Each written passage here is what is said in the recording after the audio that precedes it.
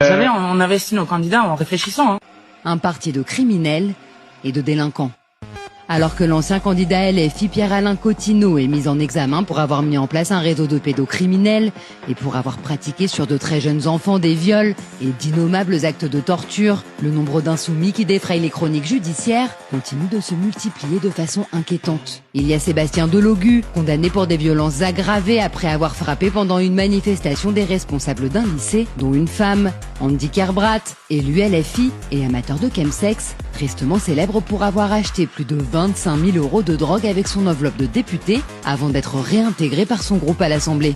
Il y a Damien Cassé, accusé par Ercilia Soudet d'harcèlement moral et même de viol conjugal. Il y a Éric Coquerel, accusé par plusieurs femmes d'harcèlement sexuel. Hugo Prévost, sous le coup d'une enquête pour des agressions sexuelles sur plusieurs femmes. Thomas Laporte, accusé d'harcèlement sexuel par plusieurs femmes. Taha Bouaf, accusé d'agression sexuelle et condamné pour racisme. Adrien Quatennens, condamné pour violence conjugale. Ou encore Gérard Miller, actuellement sous le coup d'une enquête pour avoir violé 67 femmes, dont plusieurs mineurs. Il y a également Raphaël Arnaud, condamné pour des violences en réunion et carrément fiché S. Louis Boyard, qui raconte lui-même être un ancien dealer de drogue. Aurélien Taché, condamné pour des violences et outrages et réputé pour ses problèmes d'alcoolémie. Sophia Chikirou, mise en examen pour escroquerie aggravée et détournement de fonds publics. Jean-Luc Mélenchon, condamné pour rébellion et également soupçonné de détournement de fonds publics.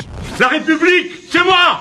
On peut également citer Carlos Martins Bilongo, inquiété pour avoir sous-loué son HLM à sa sœur, Rachel Keke, qui est sous le coup d'une enquête sur sa déclaration de patrimoine et qui vit tout de même dans un HLM, Daniel Obono, poursuivi pour apologie du terrorisme, Rima Hassan, poursuivi en justice pour menace de mort et apologie du terrorisme, et soupçonné de collusion avec des puissances étrangères comme l'Algérie. Une liste à peine croyable pour des élus qui prétendent à l'exemplarité et des problèmes de moralité qui viennent s'ajouter au chaos que cette étrange partie tente d'instaurer au cœur de notre société.